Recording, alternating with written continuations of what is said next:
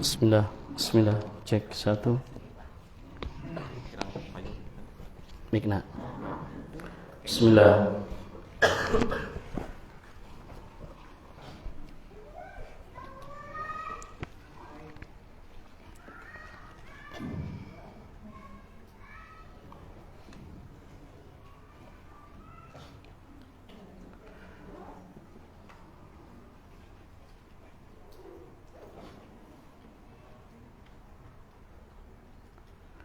Bismillahirrahmanirrahim. Wahaikum bitahiyatil Islam. Assalamualaikum warahmatullahi wabarakatuh.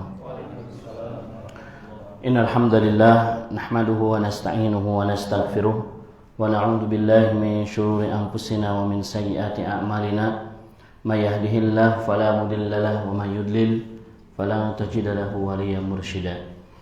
Asyhadu an la ilaha illallah wa asyhadu anna Muhammadan abduhu wa rasuluh alladzi la nabiyya wa la rasula ba'dah, amma ba'd. Qala Allah ta'ala fil Qur'anil azim, a'udzu billahi minasyaitonir rajim. Ya ayyuhalladzina amanu taqullaha haqqa tuqatih wa la tamutunna illa wa antum muslimun.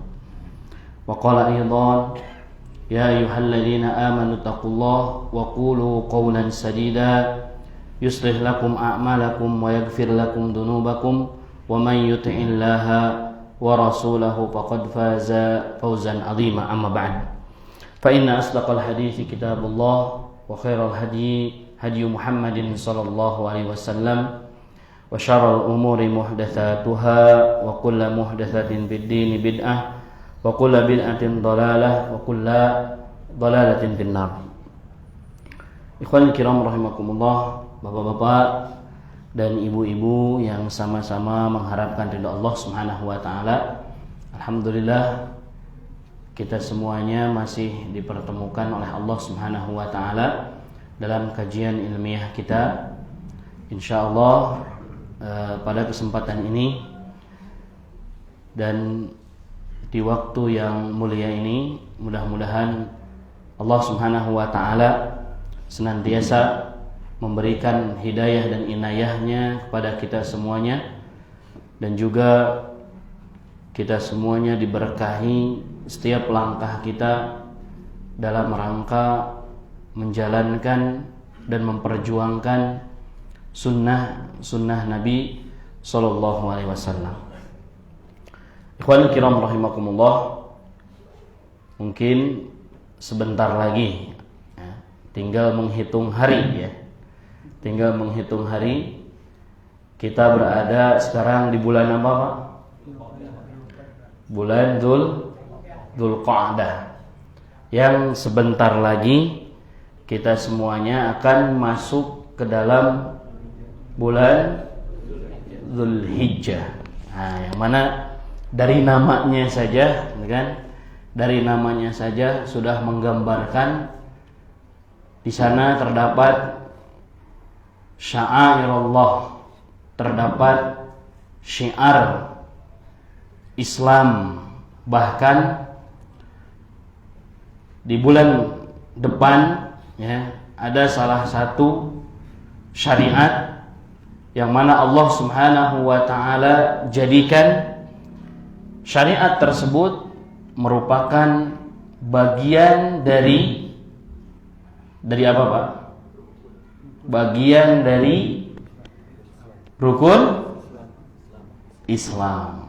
Masya Allah. Rukun Islam yang keberapa, Pak? Yang kelima ya, rukun Islam yang kelima. Ikhwanul kiram rahimakumullah. Naam, di dalam bulan Dzulhijjah ya, di sana ada amalan yang utama yang Allah Subhanahu wa taala memberikan ataupun mensyariatkan dan mewajibkan bagi mereka-mereka yang mampu ya, dengan catatan bagi mereka-mereka yang mampu ya, dan mudah-mudahan kita semuanya berdoa kepada Allah Subhanahu wa taala untuk dimampukan, Pak ya. Kenapa? Karena itu adalah harapan kita. Itu adalah bagian yang tidak dipisahkan atau yang tidak bisa dipisahkan dari keinginan kita untuk menyempurnakan keislaman kita.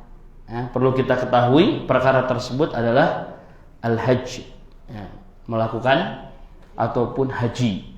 Ya, apa haji itu? Apa haji itu, Pak? Al-hajj, apa yang dimaksud dengan haji? Umrah apa umrah? Nah, mungkin kita sering mendengar, ya, sering ataupun tidak. Istilah ini sebenarnya bukan istilah yang asing lagi bagi kita semuanya. Haji ini adalah, ya, salah satu syariat yang ditetapkan oleh Allah Subhanahu wa taala, ya, yang mana syariat haji ini merupakan syiar Allah Subhanahu wa taala bagi umat ini, ya, yang mana untuk menunaikan apa itu? Manasik. Manasik haji. Apa manasik itu? Tata cara haji, bagaimana Nabi SAW menunaikan ibadah ini, ya, dan kesempurnaan yang disebutkan oleh Nabi SAW. Dan ibadah haji ini di dalam agama kita merupakan salah satu dari, ya, 5 pokok atau 5 rukun yang harus kita sempurnakan. Di dalam hadis Nabi SAW, ya, tidak ada balasan bagi haji yang mabrur kecuali illa al-jannah. Ya, tidak ada laisa lahul jaza, ya, bagi haji yang mabrur itu illa al-jannah, kecuali surga. Dan perlu kita ketahui, ikhwan kiram rahimakumullah, jikalau kita semuanya diwajibkan oleh Allah Subhanahu wa taala untuk berjihad fi sabilillah, berjihad di jalan Allah Subhanahu wa taala, ataupun memerangi musuh, ya, di medan perang, di medan jihad, maka haji ini, ya, ibadah haji adalah merupakan medan laganya atau medan jihadnya bagi siapa? Bagi mereka kaum perempuan. Nah, jihadnya bagi kaum perempuan adalah melaksanakan haji.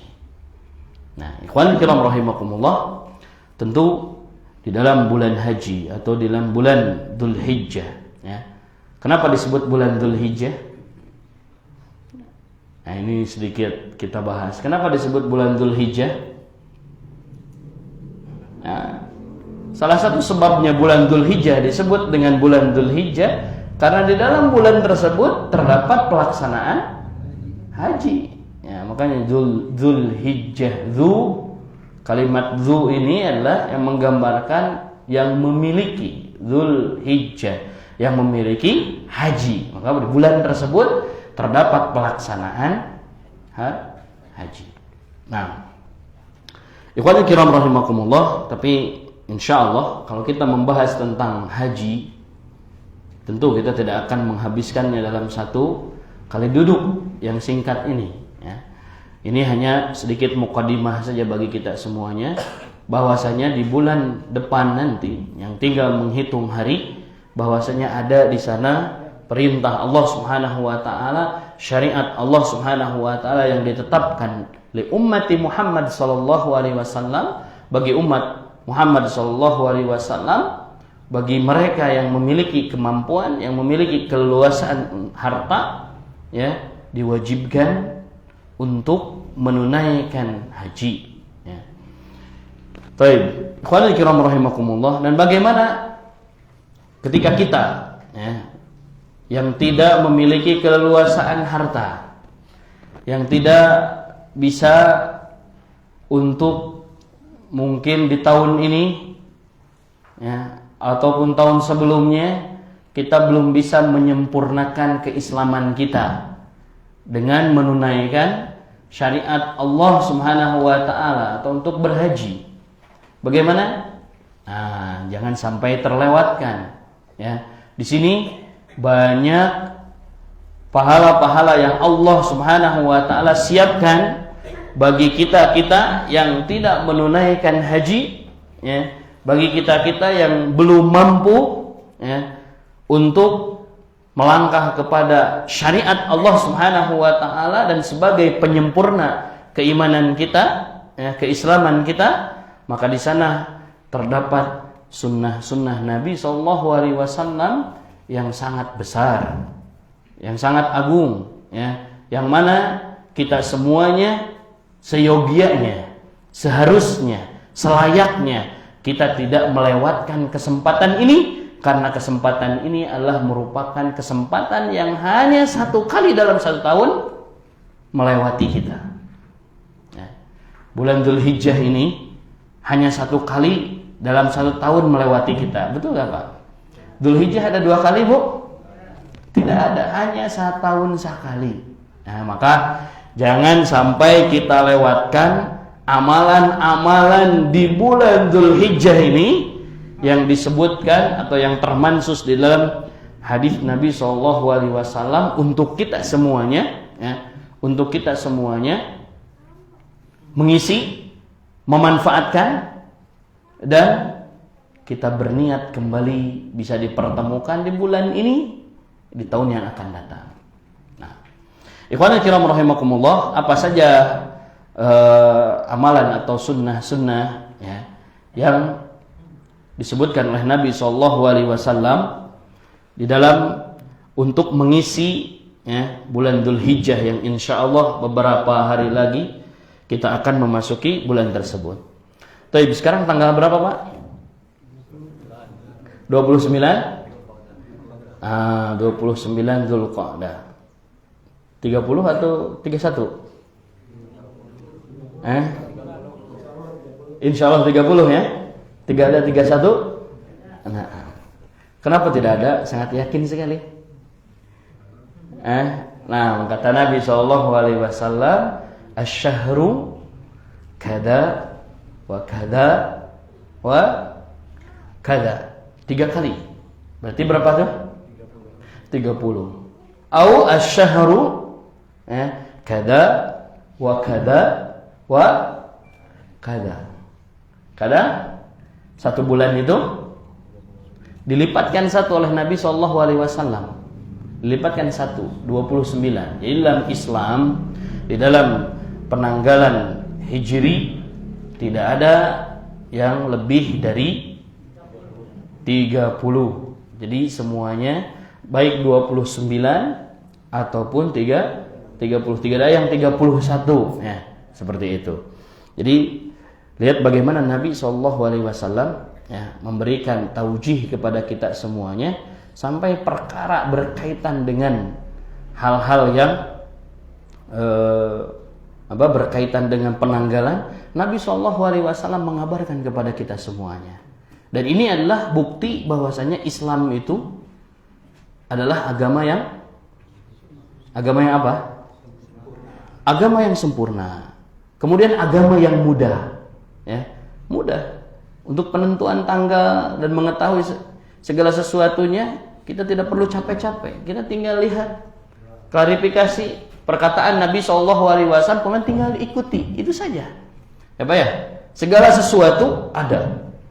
Ya, apapun yang kita tanyakan di dalam permasalahan kehidupan ada di dalam Al-Quran, dan jawabannya ada di dalam hadis Nabi SAW. Sampai cara membuat ayam bakar ada di dalam Al-Quran. Gak percaya? Tanya kepada ulama. Ya, ada gak? Wah, katanya ini sesat nih Ustaz. Cara membuat ayam bakar ada di dalam Al-Quran. Bener gak? Padi ada? Mana ayatnya? Tentu ya, ikhwan kiram rahimakumullah, lamun nanya ke cara nyian ayam bakar itu di dalam ayat Al-Quran, tentu tidak akan ada gitu kan. Seperti kita melihat dalam bungkus sarimi gitu kan, cara membuat kompor naik tentu tidak akan ada. Ya, dan ini pernah terjadi ya, kalau tidak salah pada salah satu ulama ditanya tentang bagaimana cara membuat roti gitu kan. Apa dalil cara membuat roti? Ya, bingung. Ditanya apa? Dia teringat satu ayat yang mengatakan fas'al ahla dzikri in kuntum la ta'lamun. Tanyakan kepada ahlinya jika kamu tidak mengetahui, ya. Tentu cara membuat ayam bakar tanya kepada siapa? Ulah ningali Quran diketruk-ketruk malah ya. Tanyakan usok nyieun ayam bakar, itu tadi jawaban dari Al-Qur'an. Tanya kepada ahlinya. Gitu ya. Seperti itu. Nah, ini yang dimaksudkan oleh saya bahwasanya segala sesuatu ada di dalam Al-Qur'an. Tapi ikhwan kiram rahimakumullah, maka tentu dalam kita menyemarakan atau dalam kita mengisi dari bulan Dzulhijjah ini, dalam bulan Dzulhijjah yang mana ini akan melewati atau yang akan kita lewati beberapa hari lagi, mungkin besok hari Kamis ya, hari Kamis 30, dan ini adalah merupakan di antaranya ketika berkaitan dengan bulan Dzulhijjah, dan insyaallah kita akan membahas sedikit nanti. Tanggal 30 nanti besok Kamis berarti akhir dari apa? Akhir daripada ikhwah sekalian untuk ya tidak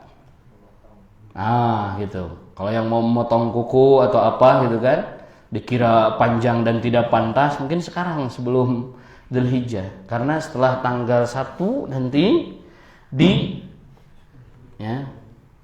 apa?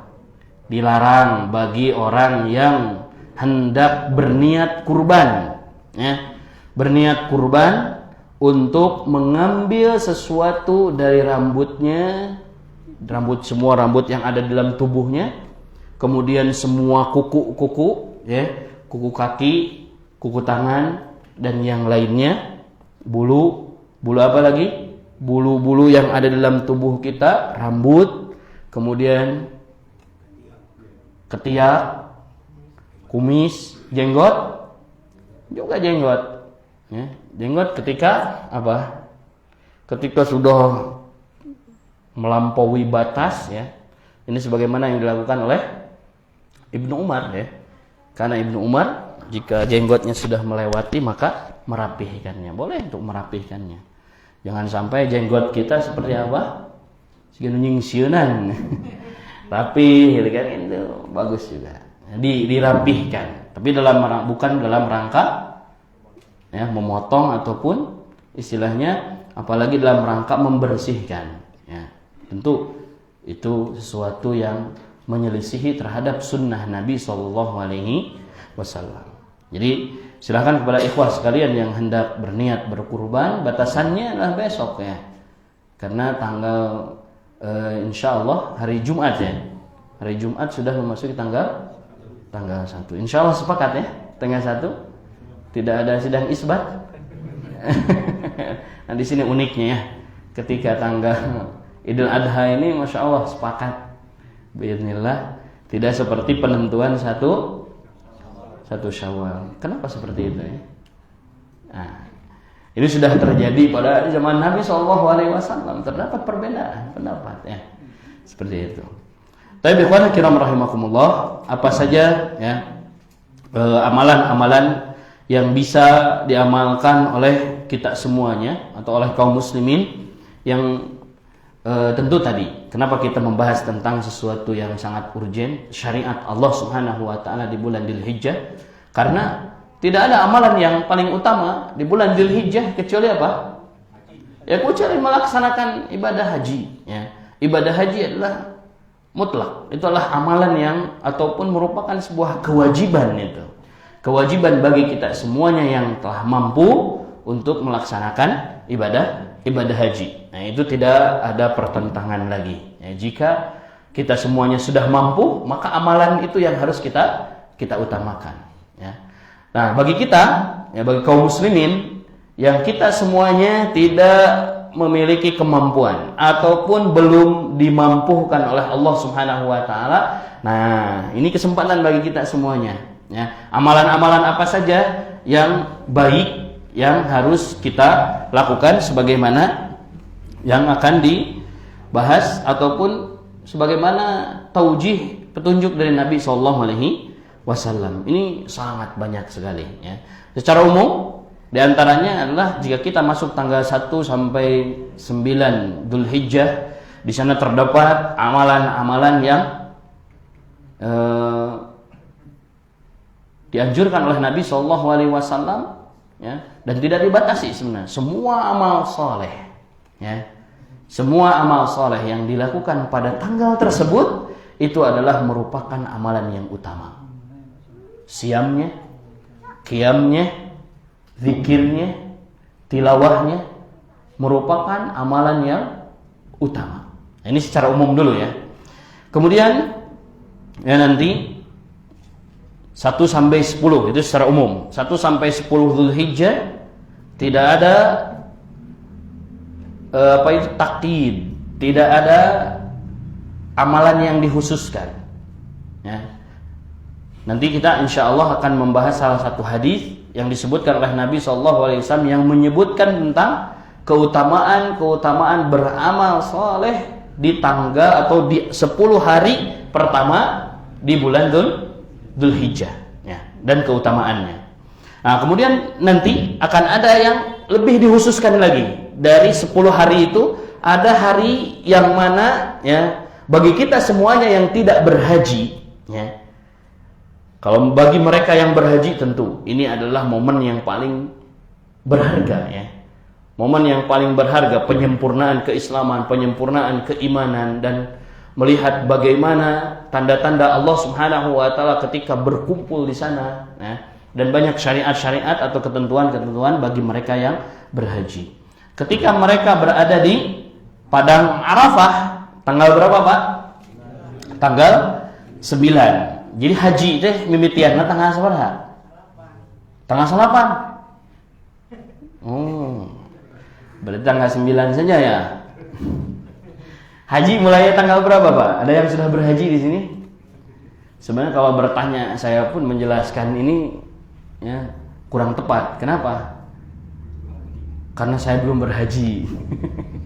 Ya. Haji mulainya tanggal berapa?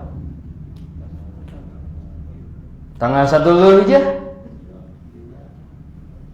Berarti sama-sama kita di sini belum ada pengalaman berhaji, Pak, ya? Ada yang sudah berhaji?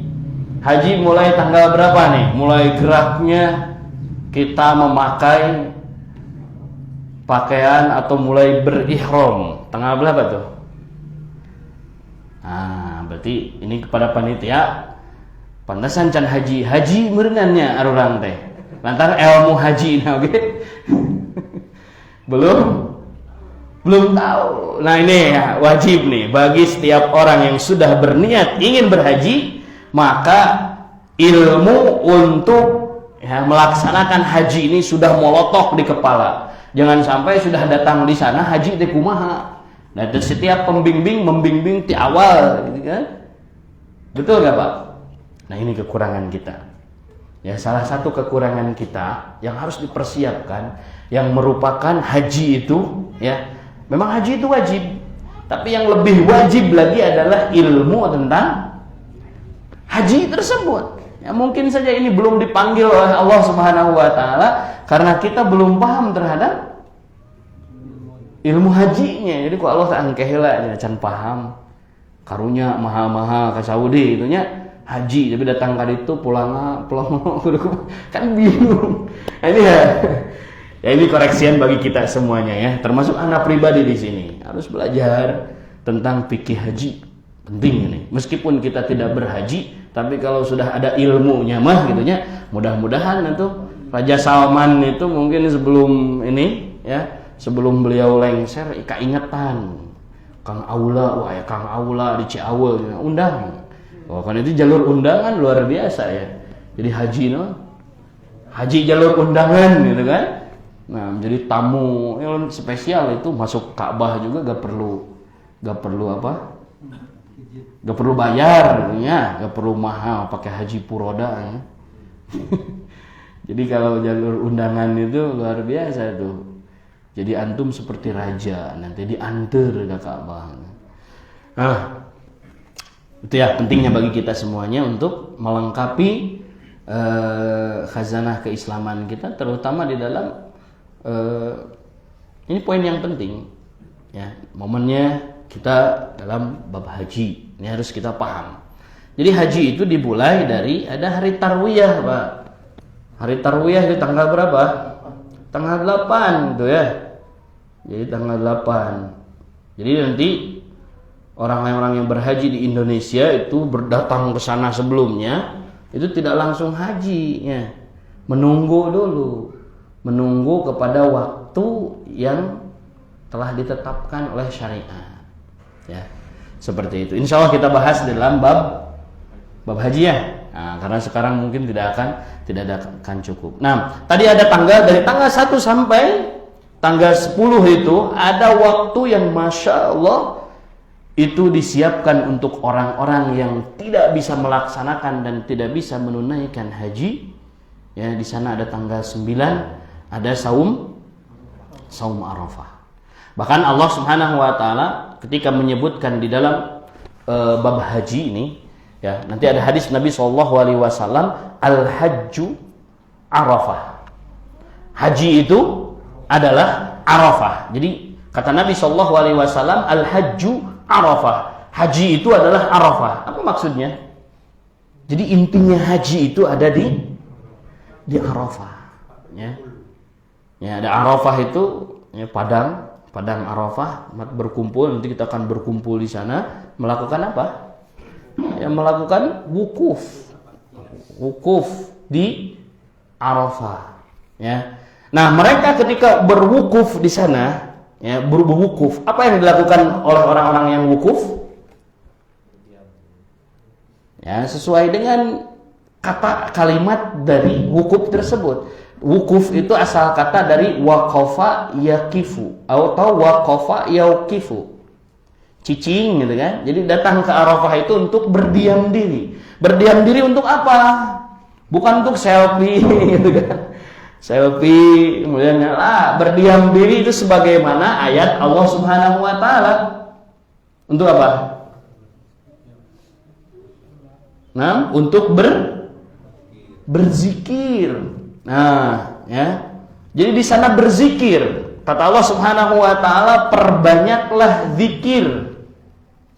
Ya, ketika wukuf di Arafah itu perbanyaklah zikir, berdoa kepada Allah Subhanahu wa taala, banyak melantunkan subhanallah walhamdulillah wallahu akbar, ya. Dan zikir-zikir yang lainnya. Ya, jadi datang ke sana, wukuf, berdiam diri, kemudian memperbanyak zikir kepada Allah Subhanahu wa taala, ya. Tapi ikhwan kiram rahimakumullah, ini hanya selintas saja. Kemudian nanti ya, ini keutamaan di bulan Dzulhijjah ini ada 10 Dzulhijjah. Tentu sesuatu yang paling dicintai oleh Allah Subhanahu wa taala ketika memasuki tadi 9 Dzulhijjah bagi mereka yang berhaji tadi, banyak berzikir, berpuasa atau tidak? Tentu tidak berpuasa ya mereka di sana. Nah, bagi orang yang di luar yang tidak berhaji, apa itu? Bagi kaum muslimin ya, yaitu berpuasa. Maka puasa tersebut karena berkaitan dengan hari ya, itu disebut dengan saum Arafah. Ya, saum Arafah yang mana Masya Allah keutamaannya bagi orang yang melaksanakan saum Arafah apa? Nah, orang yang saum di satu hari ya, bulan Dzulhijjah tanggal 9, ketika orang-orang yang melakukan haji mereka berwukuf di Arafah, disyariatkan, disunnahkan bagi kita semuanya untuk saum yang namanya adalah saum Arafah, yang mana kata Nabi SAW, yukaffiru as-sanah al-madiyah. Saum Arafah ini satu hari, tapi menutupi, menghapus, mengangkat dosa-dosa ya, dosa-dosa sebanyak 360 hari atau 1 tahun yang telah berlalu.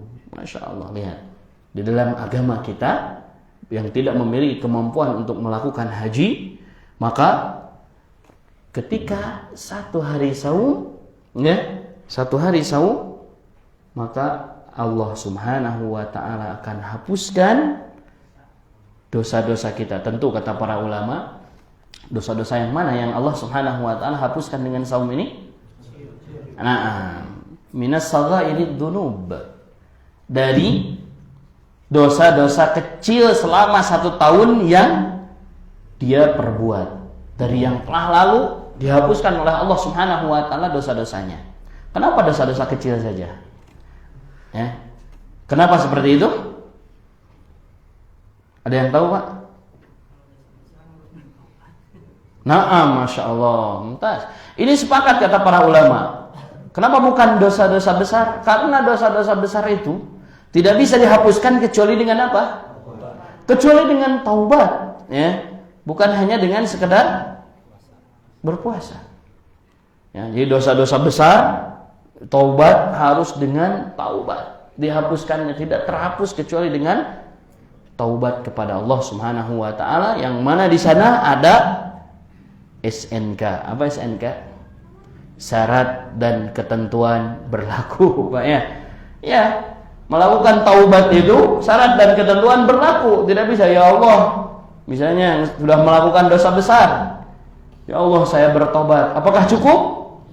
Tentu tidak. Di sana ada syarat-syarat yang harus dipenuhi dan apalagi? Syarat-syarat untuk bertaubat itu harus kita penuhi. Kalau misalnya syarat-syarat taubat itu tidak terpenuhi, disebut taubat atau tidak? Ya Allah, saya taubat hari ini. Isukna itu bukan taubat itu. Itu mah istihza, ya. Mempermainkan. Ya Allah, taubat. Ini disebutnya dalam bahasa kita mungkin tobat samal. Apa tobat samal? Sehah coldi, sehah coldi. Itu bukan taubat, itu berarti mempermainkan. Ya.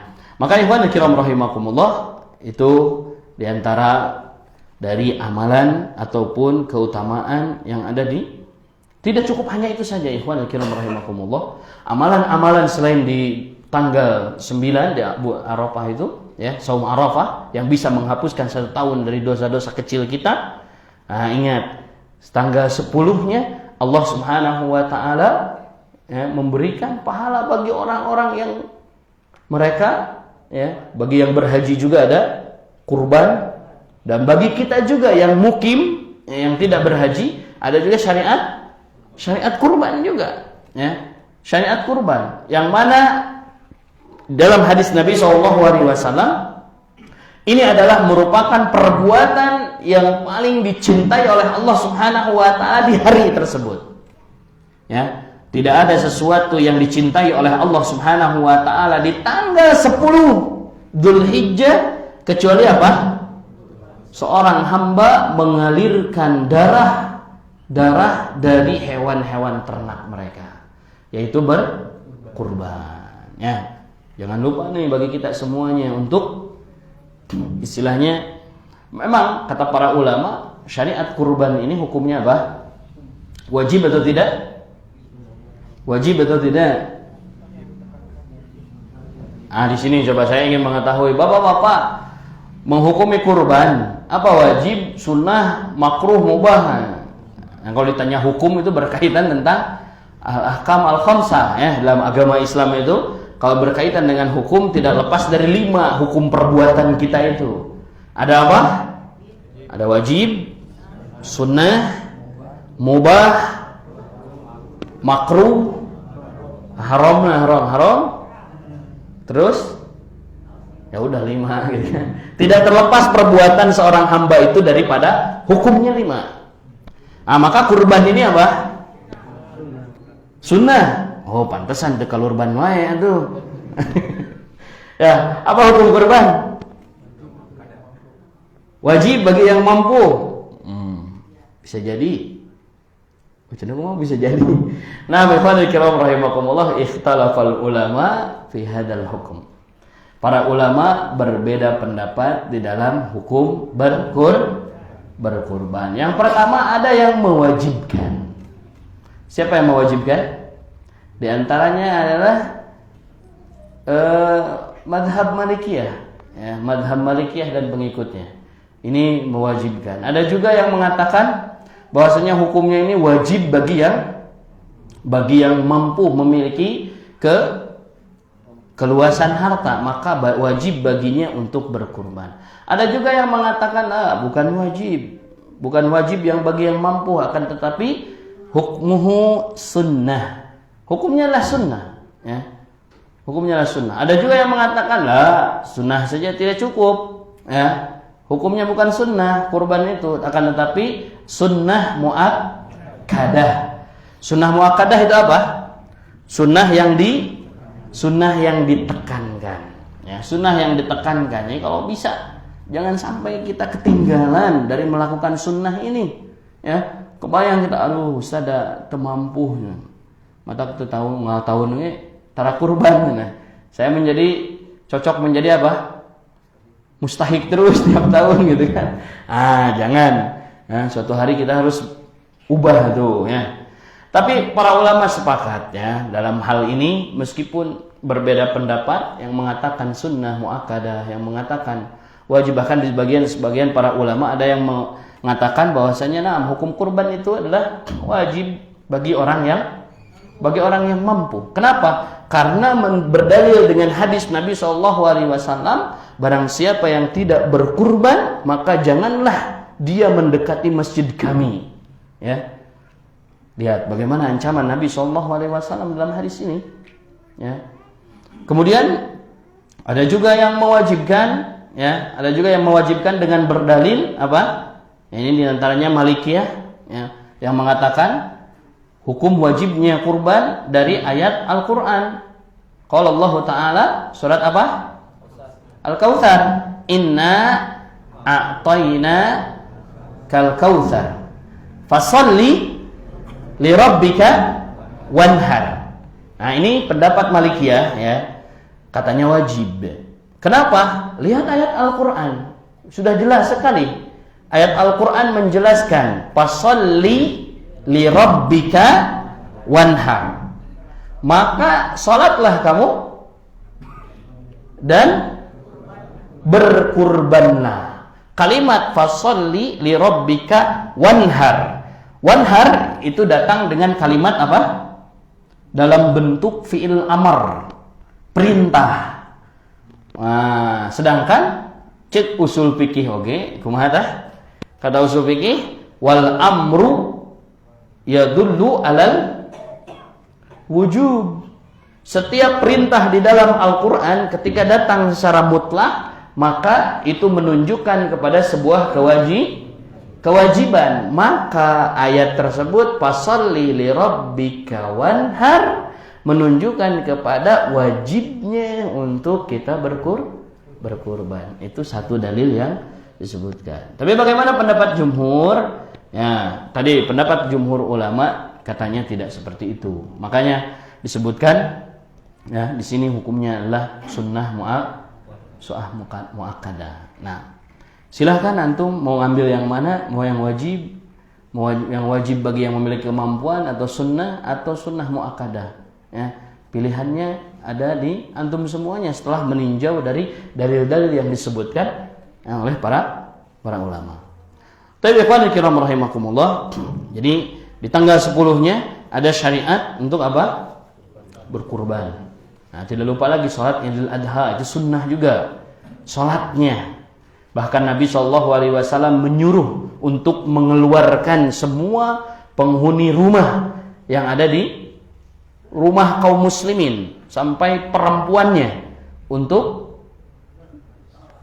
menghadiri salat Idul Fitri dan Idul Adha, gitu kan? Seperti itu, disuruh keluar. Ya, bahkan di dalam satu riwayat Nabi SAW menyuruh kepada dawatu al-hayd, ya, al-huyyad, meskipun mereka tidak mengikuti salat ke lapangan, kan sunnahnya salat-salat ini Idul Adha dan Idul Fitri ini dilaksanakan di mana? Di lapangannya, meskipun nanti, ya, kondisional, namun hujan mah gak bisa di lapangan, kan? Seperti itu. Jadi sampai orang-orang ataupun huyyab, perempuan-perempuan yang sedang haid, diperintahkan untuk menyaksikan salat Idul Fitri dan Idul Adha meskipun tidak meskipun tidak sholat karena uzurnya. Kemudian ikhwanul kiram rahimakumullah, tidak hanya itu saja, ya, diharamkan di dalam hari-hari tersebut untuk melaksanakan saum, ya. 10 Dzulhijjah, 11, 12 sampai ayamut tasyrik, ya. Ini tidak boleh kita melaksanakan saum. Apa alasannya? Apa alasannya? Boleh nggak saum? Saya mah nanya tanggal 9 dan 10 saja. Tanggal 9 saja sudah 1 tahun ya yang sudah lalu. Komo meureunna lamun tanggal 10 tah. Bisa 2 tahun kan lumayan. Tidak seperti itu, ya. Itu makanya baik kembali lagi, baik itu bukan menurut kita, ya. Baik tapi menurut syariat. Justru tanggal 10 itu haram bagi kita untuk saum. Kenapa? Nabi SAW menyebutkan alasannya. Karena pada tanggal 10 sampai hari tasyrik itu adalah ayyamu dhiyafatillah. Hari-hari di mana Allah Subhanahu wa taala menerima tamu-tamunya. Tamu-tamunya siapa? Antum, tamu-tamu Allah Subhanahu wa taala.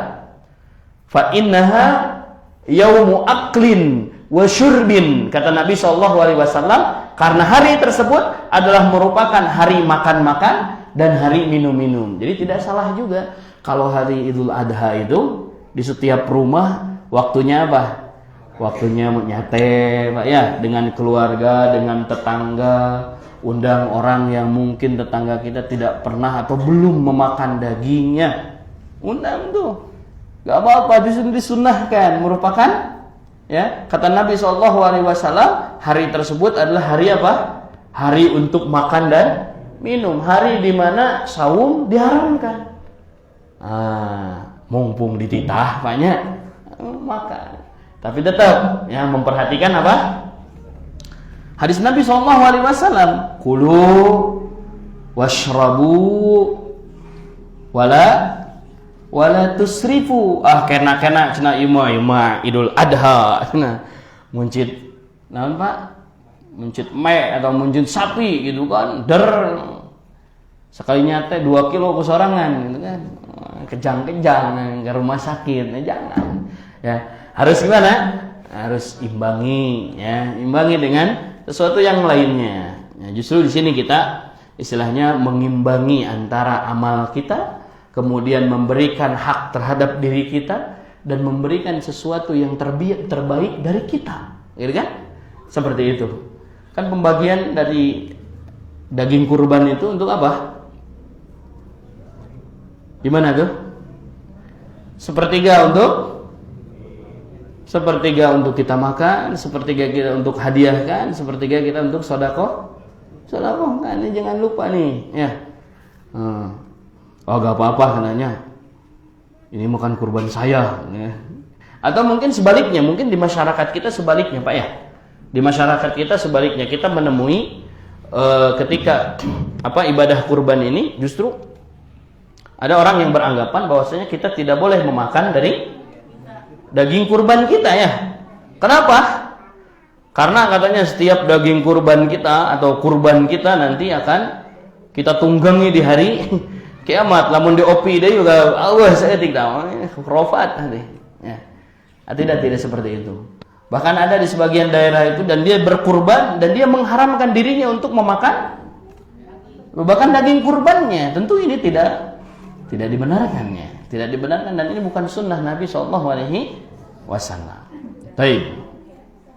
Ikhwani kiram rahimakumullah, ya. Mungkin kalau dibahas ini tentang bab kurban ini sangat panjang sekali, dan itulah amalan-amalan yang istilahnya yang kita tidak berhaji, tidak bisa melaksanakan ibadah haji. Inilah amalan-amalan yang mudah-mudahan kita semuanya nanti, ya, hari-hari ini akan melewati kita semuanya, kita tidak terlewat dan kita bisa memanfaatkan, terutama awal masuk dari bulan Dzulhijjah. Dimulai tanggal 1 kita sudah mulai nih sekarang punya azam, punya niatan untuk mengisi awal bulan Dzulhijjah itu dengan semua amalan ketaatan kepada Allah Subhanahu wa taala. Kenapa seperti itu? Nah, insyaallah kita akan mulai bahas, ya. Kenapa seperti itu? Ya. Karena di sini, ya, ada beberapa hadis Nabi Shallallahu Alaihi Wasallam yang menyebutkan tentang keutamaan yang ada di bulan Dzulhijjah ini. Di antaranya adalah keutamaan 10 hari di bulan pertama ataupun di awal 10 hari pertama di awal Dzulhijjah. Ya. Ini tadi kita sudah sebutkan secara umum ya. Secara umum. Nah, kita akan jelaskan secara terperinci ya. Ikhwanul kiram rahimakumullah, maka terkait tentang keutamaan 10 hari pertama ya. Ini 10 hari pertama ini banyak nih redaksi-redaksi dalam Al-Qur'an yang menjelaskan tentang 10 hari pertama baik di bulan Dzulhijjah ataupun 10 hari pertama, ada juga di bulan pertama atau 10 hari. Ini 10 harinya. 10 hari pertama ini bulan Dzulhijjah. 10 hari terakhir ada di bulan Ramadan. Ya, ini banyak yang dijelaskan dalam Al-Qur'an dan beberapa banyak penafsiran dari para mufassir. Nah, di sini ya, ikhwanul kiram rahimakumullah, adapun keutamaan beramal saleh. Ya, ini beramal saleh. Di 10 hari pertama di bulan Dzulhijjah. Ya, sebagaimana yang diterangkan dalam hadis Ibnu Abbas ya. Kita mungkin hadis ini sudah sering sekali dibicarakan dan sering sekali banyak kita mendengar, terutama masuk ke dalam bulan Dzulhijjah. Apa saja? Ini hadis yang diriwayatkan oleh Ibnu Abbas radhiyallahu anhu berikut. Ma min ayyamin, tidaklah dari hari-hari ya. Ma min ayyamin al-amalu salihu fiha, tidaklah dari hari-hari yang mana ketika seseorang beramal soleh di dalam hari-hari tersebut, kata Nabi SAW, ahabbu ilallahi, lebih dicintai. Lihat kalimatnya dengan sirah, dengan bentuk isim tafdil. Isim tafdil ini apa?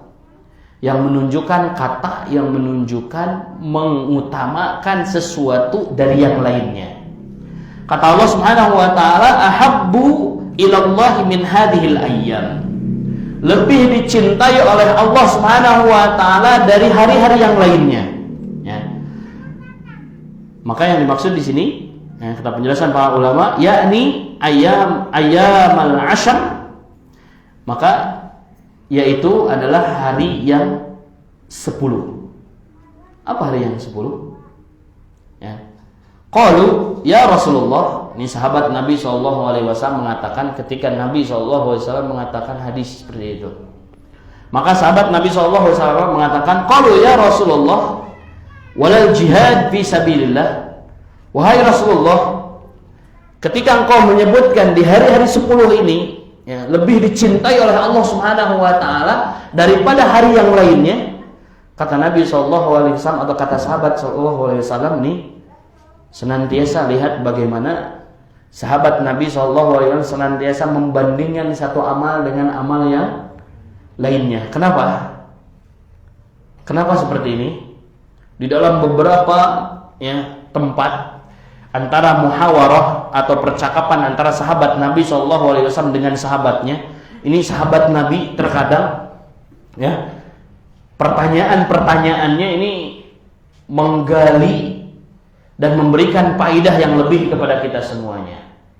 Bagaimana kecerdasan dan keinginan sahabat Nabi SAW di dalam ya, memanfaatkan pituah Nabi SAW. Di sini sahabat Nabi SAW mengatakan, ya Rasulullah, walal jihadu fi sabilillah, hari-hari tersebut lebih baik dan lebih dicintai oleh Allah daripada hari-hari yang lain. Kemudian menyebutkan amalan rival dari amalan tersebut ya. Walal jihadu fi sabilillah, bagaimana dengan jihad dengan Allah, dengan di jalan Allah, jihad. Bagaimana kecintaan Allah Subhanahu wa taala di hari-hari tersebut melakukan amal soleh dibandingkan dengan jihad. Nah, tentu yang ke perkara jihad ini kita ketahui bersama, sahabat Nabi SAW memahami tidak ada amalan yang paling utama di dalam Islam kecuali apa? Jihad fisabilillah, betul gak? Bahkan dalam hadis Nabi SAW disebutkan jihad ini sebagai apa? Ada yang tahu Pak? Amalan jihad ini di dalam Islam disebutkan dengan apa? Dirwatus sanam. Tahu Pak dirwatus sanam? Dirwatus sanam itu sanam ya, dirwatus sanam itu kalau unta ya, dalam bahasa Arab sanam itu kalau unta memiliki apa? Yang suka ditunggangi itu punuk, ada yang satu, ada yang dua, tak yang tilu mah. Ya. Punuk unta. Maka yang disebut dengan sanam itu adalah ya, sesuatu yang tinggi dari unta itu. Nah, unta dengan puncaknya itu kan, puncak dari punuk unta itu adalah sanam. Nah, maka al-jihad ya, itu disebut dengan dirwatus sanam. Adalah puncaknya sesuatu, puncaknya di dalam Islam adalah jihadu fi sabilillah. Kenapa? Karena orang yang jihad di jalan Allah Subhanahu wa taala sudah tidak memikirkan sesuatu yang lain lagi kecuali ingin apa? Ingin syahid. Makanya lihat dalam beberapa titik ya. Inilah yang membedakan antara kita benar? Kita dengan orang-orang kafir. Membedakan kita dengan orang-orang kafir adalah ini. Jihad fi sabilillah. Kita menginginkan kematian di medan perang karena ingin apa? Ingin mati ya, betul kan? Jadi mereka ketika orang-orang kafir ya, mereka mempertahankan bentengnya, mempertahankan apa? Mempertahankan negaranya supaya tidak dimasuki musuh dan yang lainnya. Untuk apa? Karena mereka ingin hidup, betul nggak? Melindungi hartanya, melindungi istrinya, melindungi anaknya. Kalau kita jihad ingin apa? Justru kita datang ke medan perang ingin mati, betul nggak? Nah, makanya inilah yang ditakuti oleh orang-orang kufar dari dulu sampai sekarang. Makanya sekarang orang-orang kafir tidak takut sama kita. Kenapa? Karena ayeuna geus mungeun anu jihad, senang daripada jihad mending aman-aman we, betul kan? Nah, maka lihat ketika jihad ditinggalkan, dalam hadis sahih disebutkan. Ya bahkan dimuat di dalam Bukhari dan Muslim. Ketika jihad ditinggalkan, maka bersiap-siaplah. Allah Subhanahu wa taala akan mencabut rasa takut dari musuh-musuh Islam dan kalian akan hidup terhina. Ya, ada kaum muslimin yang ditindas akan bae, da itu mah jauh batur hese rek jihadna oge. Betul enggak? Ini kondisi kita sekarang. Dan mungkin kondisi terperangkap dengan hukum-hukum yang sudah dibuat oleh manusia. Dulu, Pak, kalau ada yang tersakiti dari kaum muslimin, ya, itu bisa jadi satu negara, satu kawasan bisa jadi nyerbu gitu kan. Bahkan bagaimana kisah seorang muslimah yang digoda di suatu pasar ya, digoda oleh orang Yahudi ya, karena apa? Karena perkara apa? Karena perkara auratnya tersingkap. Wah, luar biasa, diperintahkan oleh kaum muslimin untuk apa? Jihad. Tapi kalau kita sekarang gimana? Nah, tekudu dibukakan guys, maruka gitu kan. Dan kalau ada kondisi seperti itu pun gitu kan yang dilakukan oleh orang kafir, mungkin sedikit sekali kita di antara kita yang memiliki giroh, ya, memiliki kecemburuan terhadap Islam ini sangat sedikit sekali. Contohnya lah ayat-ayat yang sedang menghangat nih. Kasus apa tuh? Oh, kasus Holy Wing kan, tahu? Itu bikin geram bagi orang muslim itu pelecehan dan penghinaan. Nah, harusnya ini harga mati bagi kita ya. Buburak begitu teh. Tapi jangan dipotong saja ini ya. Nanti diserang nanti. Seperti ini nama Muhammad dan Maria kan, harusnya orang-orang Kristen ini tersinggung ya, harusnya, tapi aman-aman we enggak beki gitu kan. Nah, ini penghinaan. Harusnya itu. Kita itu harusnya ada giroh minimal berenang. Lamun giroh kan tingkatan iman itu ada 3 Pak ya. Jihad itu bisa, ngabuburak itu bisa gitu kan. Minimal berenang dina. Ternyata dina hati oke gitu kan. Nabi SAW dihina gitu biasa-biasa we berenang. Nah, ini patut dipertanyakan keimanan kita ya. Karena apa? Paling lemah keimanan itu adalah apa? Mengingkari sesuatu dengan hati. Hadis Nabi SAW, "Fadzalika adaful iman." Perkara tersebut adalah merupakan iman yang paling lemah. Kalau ada perkara yang seperti itu ngerenyet aja, adem da urang mah aman, kajian lurus kene gitu kan. Perlu dipertanyakan keimanan kita. Tapi ikhwan fillah rahimakumullah ya. Ini hadis Nabi SAW, qalu ya Rasulullah walal jihadu fisabilillah. Qala walal jihadu fisabilillah. Kata Nabi SAW, keutamaan beramal di 10 hari di bulan Dzulhijjah itu tidak bisa menyamai jihad di jalan Allah Subhanahu wa taala. Bahkan jihad fisabilillah pun itu bisa dilewatkan dengan amalan yang ada di 10 pertama dari bulan Dzulhijjah. Illa kata Nabi SAW, illa rajulun kharaja bi nafsihi wa malihi, kecuali seseorang yang dia memang keluar dari medan perang ataupun keluar menuju medan tempur dengan jiwanya dan hartanya ya, falam yarji min dzalika bi syai', dan tidak keluar dari medan perang tersebut sesuatu daripadanya. Dalam kata lain dia modal besar untuk berjihad, hartanya, jiwanya, dan setelah beres perang tidak ada yang kembali kecuali hanya beritanya dan namanya. Nah, ini tidak akan bisa menyamainya. Jadi kalau kita berjihad di medan tempur, kaum muslimin menang, mendapatkan pahala yang besar, betul gak? Mendapatkan ghanimah dan yang lain, itu masih bisa dikalahkan dengan amalan di bulan atau di 10 awal dari bulan Dzulhijjah. Maka ini manfaatkan ikhwanul kiram rahimakumullah, kesempatan musim yang mungkin saja kita semuanya tidak bisa kembali dan tidak bisa menemui Dzulhijjah di 1444 nanti. Siap? Siap gak? Harus siap. Tapi biasa nawah barho, bubar poho. Jangan sampai seperti itu ya. Harus kita taktid Pak, taktid. Supaya kita tidak poho, bikin catatan di kajian ini. Oh, berapa hari lagi? Pasang alarm kalau bisa. Itu banyak yang memudahkan mengingatkan kita Pak. Kalau dulu sahabat Nabi SAW kalender candi cetak Pak ya, tapi mereka ingat ya, kalender tidak dicetak, kemudian apalagi gadget dan yang lainnya, alarm apa gitu kan, tidak ada. Nah, kita seharusnya orang-orang modern harusnya kita lebih memperhatikan terhadap hari-hari ini. Ya. Kenapa? Lihat pahalanya.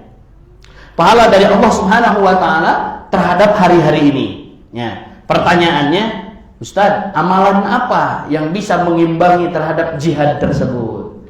Nah, disinilah hikmah kenapa Nabi SAW tidak menyebutkan saum, puasa, ya, saum, ataupun sholat, ataupun zikir, ataupun yang lainnya. Nabi SAW tidak menyebutkan dengan hal ini. Tapi redaksi dalam hadis di sini adalah mamin ayyamin al amalu sholihu fiha. Ini kuncinya. Yang penting amal soleh yang dilakukan di dalam hari-hari tersebut. Amal soleh banyak atau sedikit? Banyak. Kacida lobana gitu kan? Banyak. Birrul walidain, masjid. Birrul walidain, ya, berbakti kepada kedua orang tua di hari-hari tersebut, pahalanya melebihi hari-hari yang lainnya. Saum. Kemudian apa lagi? Sholat wajib, jangan sampai kita masbuk dalam hari-hari tersebut. Bisa? Catat. Jangan sampai cenah seperti biasa-biasa we. Salat duhur katinggalan deui, salat asar masbuk deui, gitu kan? Bahkan sampai jamak Ya, mukim tapi jamak. Gimana? Wah, cenderung saya mah sibuk di kantor, sibuk apa gitu kan, sampai sholat itu digabungkan. Ya. Subuh, zuhur, asar, maghrib. La haula wala quwata illa billah. Jangan sampai ini, jangan sampai ya. Nah, ikhwan kiram rahimakumullah, maka ini hari-hari keutamaan di hari-hari yang 10 ini ya.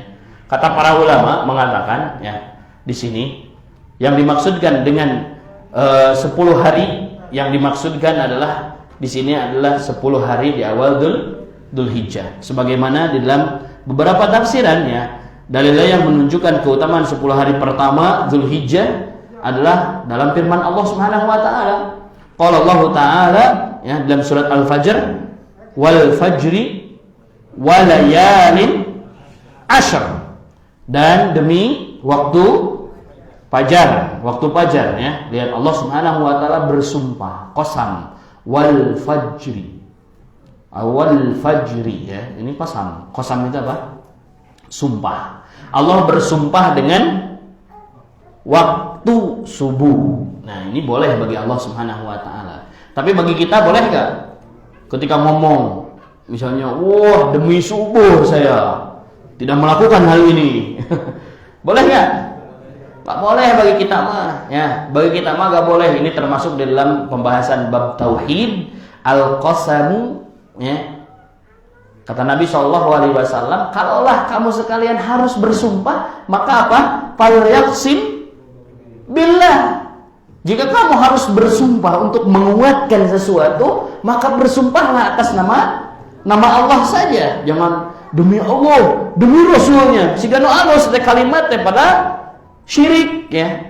Kalau dilihat dari segi kalimat dan di dalam pembahasan tauhid, itu syirik itu, demi Allah, demi Rasulullah gitu kan, sehingga halus padahal syirik gitu kan.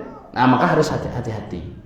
Wajna kan dalilnya dalam Al-Qur'an, Allah Subhanahu wa taala bersumpah dengan segala sesuatu, itu khusus untuk Allah Subhanahu wa taala karena yang memiliki segalanya. Nah ikhwan kiram rahimakumullah, ya, itu sedikit pembahasan tambahan bagi kita ya.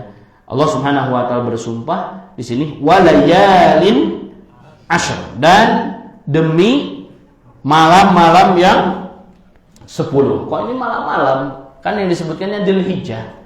Nah, terkadang di dalam bahasa Arab penyebutan hari itu ya, itu sudah include dengan malamnya gitu, kata para ulama. Makanya di sini dikuatkan oleh para ulama yang dimaksudkan terutama oleh Ibnu Rajab Al-Hanbali ya, disebutkan bahwasanya tafsiran yang menyebutkan 10 hari Dzulhijjah ya, di dalam ayat yang di atas walayalin ashr, ini adalah lebih tepat kata beliau ya.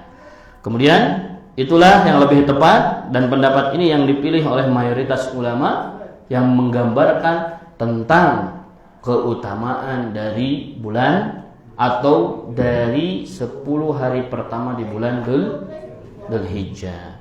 Tapi ikhwan kiram rahimakumullah, masyaallah banyak sekali amalan-amalan yang disebutkan ya. Tadi puasa di bulan Dzulhijjah ini yang dilakukan oleh Nabi SAW. Bahkan ya ini di dalam redaksi hadis Nabi SAW dari sebagian istri Nabi SAW, qalat kana Rasulullah SAW yasumu tis'a Dzulhijjah wa yauma Asyura wa thalathata ayyam min kulli syahrin awwala itsnaini min syahrin wal khamis. Di dalam hadis Nabi SAW yang menyebutkan tentang puasa dari tanggal 1 sampai tanggal 9 ya. Jadi diisi itu 1 sampai 9 puasa semuanya. Ini boleh. Dan ini adalah yang pertama kali dilakukan oleh siapa? Dilakukan oleh Ibnu Umar dengan dalil hadis ini. Nabi SAW, ini hadisnya yang diriwayatkan oleh sebagian istri Nabi SAW. Nabi SAW saum 9 hari dari bulan Dzulhijjah. Ya. Jadi tanggal 1 sampai tanggal 9 saum semuanya. Ya, saum sunnah. Ya. Ataupun melakukan amalan-amalan soleh yang lainnya, zikir, tahmid, takbir, tahlil, ya, dan yang lainnya. Selama itu termasuk ke dalam cakupan amal soleh, maka kita jangan sampai terlewat dan terluput untuk melakukannya. Ya, di antaranya saum, kemudian takbir dan zikir, ya, dengan banyak ya, takbir dan zikirnya, zikir pagi, zikir petang, kemudian zikir sebelum tidur, zikir bangun tidur, zikir masuk rumah, masuk masjid dan yang lain. Ini jangan sampai terlewatkan. Kenapa? Karena zikir pada hari-hari tersebut melebihi zikir di hari-hari yang lainnya. Kemudian berkurban, yang menyembelih itu tadi sebagaimana perbuatan yang dicintai oleh Allah Subhanahu wa taala. Kemudian menunaikan haji dan umrah, membanyakkan amalan soleh, berkurban, bertaubat, ya, bertaubat kepada Allah Subhanahu wa taala dari dosa-dosa kita yang tidak kita ketahui dan dosa-dosa yang kita ketahui. Jadi inilah amalan-amalan yang harus kita isi di bulan Dzulhijjah ini, yang insya Allah mudah-mudahan kita diberikan umur, kita diberikan kemudahan untuk mengarungi bulan depan, ya, seperti itu. Nah, ikhwan kiram rahimakumullah, mungkin ini saja yang bisa Ana sampaikan. Sebenarnya masih banyak sekali dari hadis Nabi SAW yang ingin saya sampaikan berkaitan tentang keutamaan dari bulan Dzulhijjah ini, tapi mungkin secara umum itulah untuk persiapan kita sebagai bekal menghadapi bulan Dzulhijjah. Mudah-mudahan Allah Subhanahu wa taala memampukan kita untuk berkurban. Dan ini berkurban harusnya menjadi prioritas utama bagi kita semuanya, Pak, ya. Berkurban supaya kita bisa bukan memeriahkan, dalam bahasa syariat ini, mengangkat syiar-syiar agama kita, agama Islam, dengan melakukan kurban. Jadi ibadah kurban inilah ibadah yang harus dinampakkan di masyarakat kita, dinampakkan dalam kehidupan kita. Kenapa? Karena ini merupakan min sya'airillah, ya. Ini adalah syiar-syiar Allah yang harus diketahui dan harus dilihat oleh manusia. Bukti kebesaran Allah Subhanahu wa taala dan bukti kasih sayang Allah Subhanahu wa taala kepada kita. Jadi cenah berkurban tiap tahun sieun ria, jadi itu kurban. Berarti justru niat itulah yang membuat kita semuanya terhalangi dari kebaikan-kebaikan dan kecintaan dari Allah. Harusnya kita semuanya, ya, punya niatan setiap tahun itu untuk bisa berkurban seperti itu, ya. Mudah-mudahan Allah Subhanahu wa taala memampukan ana pribadi dan umumnya buat antum semuanya dan kita semuanya. Amin ya Allah ya rabbal alamin. Ada pertanyaan sebelum ditunda? Sebelum ditutup? Oh, sudah maghrib, cukup saja, ya. Karena maghrib yang membatasi kita, Pak. Pertanyaannya insya Allah silahkan ditanyakan ke Kang Aula, ya. Dan insya Allah akan dijawab oleh beliau. Bismillah. Nah, tadi yang berdoa